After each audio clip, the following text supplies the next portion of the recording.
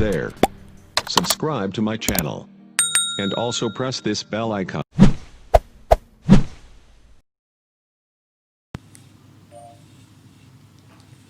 बिस्मिल्लाहिर्रहमानिर्रहीम।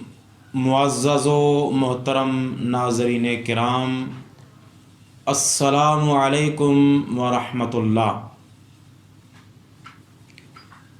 हज़रत अबू मूसा अशअरी रदियल्लाहु ताला अन्हु से रिवायत है कि रसूलुल्लाह सल्लल्लाहु अलैहि वसल्लम ने फरमाया, मन आमिला हसनतन फसुर्र बिहा व आमिला सय्यअतन फसाअतहु फहुवा मुमिनुन औ कमा क़ाल सल्लल्लाहु अलैहि वसल्लम। ये रिवायत मुस्नद अहमद बिन हम्बल की है और हदीस का नंबर है 94।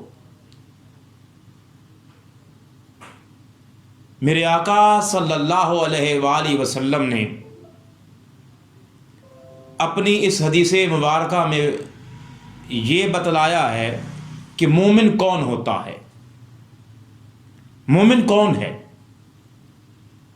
अल्हम्दुलिल्लाह हम सब मुसलमान हैं और हम अपने गुमानों में हर एक ये समझता है कि मैं तो पक्का मोमिन हूँ, और हम किसी को देखते हैं, किसी को जांचने की कोशिश करते हैं कि ईमान के तकाज़े कौन पूरे कर रहा है, मोमिन किसको गर्दाना जाए, मोमिन कौन होगा। तो मुअज़्ज़ज़ नाज़रीन किराम, हम अपने अक्ल घोड़े दौड़ा रहे हैं, दौड़ाते हैं, हर एक को अपनी अक्ल के पैमाने पर देखते हैं, जांचते हैं कि ये मोमिन किस तरह का है। मगर आइए ज़ुबान मुस्तफ़ा से सुनते हैं कि मोमिन कौन है। फरमाया, जो नेकी करके खुश हुआ और बुराई करके परेशान हुआ वो मोमिन है। आबावे ज़ीवकार कोई लंबी चौड़ी तारीफ नहीं की और कोई मज़ीद वजाहत बयान नहीं फरमाई कि इतनी नमाज़ें पढ़ता हो, रोज़े रखता हो और ये सदक़ात व खैरात करता हो, और जो हम अपने अक़ल के पैमाने में एक दूसरे को जांचते हैं। मगर सिंपल सी बात है, फरमाया एक मीज़ान बता दिया, एक कसवटी बता दी कि मोमिन कौन है। फरमाया, जो नेकी करे तो उसको खुशी हो। ये जो दिल है ये भी अल्लाह तबारक व तआला का बहुत बड़ा अतिया है।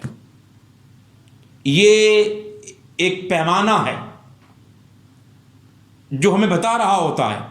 ये अलग बात है कि हम इसको सुने या ना सुने। फरमाया, जो नेकी करके खुश हो और बुराई करके परेशान हो वो मोमिन है। अब इसके लिए हमें किसी के पास जाकर ये मालूम करने की ज़रूरत नहीं, किसी को हम हाथ दिखाएं, पामिस्ट्री वाले को, किसी काहिन के पास जाएं, आमिल के पास जाएं, किसी आलिम के पास जाएं कि मैं कितना मोमिन हूँ। नहीं, मेरे आका ने सिंपल सी बात बता दी कि हर शख्स ये पढ़े और सुने और जांच ले, फैसला कर ले कि वो मोमिन है कि नहीं। फरमाया, जिसको नेक काम कर कर खुशी हो और बुराई का काम करके उसे अफसोस हो, परेशानी हो, निदामत हो, तो फरमाया ये मोमिन है।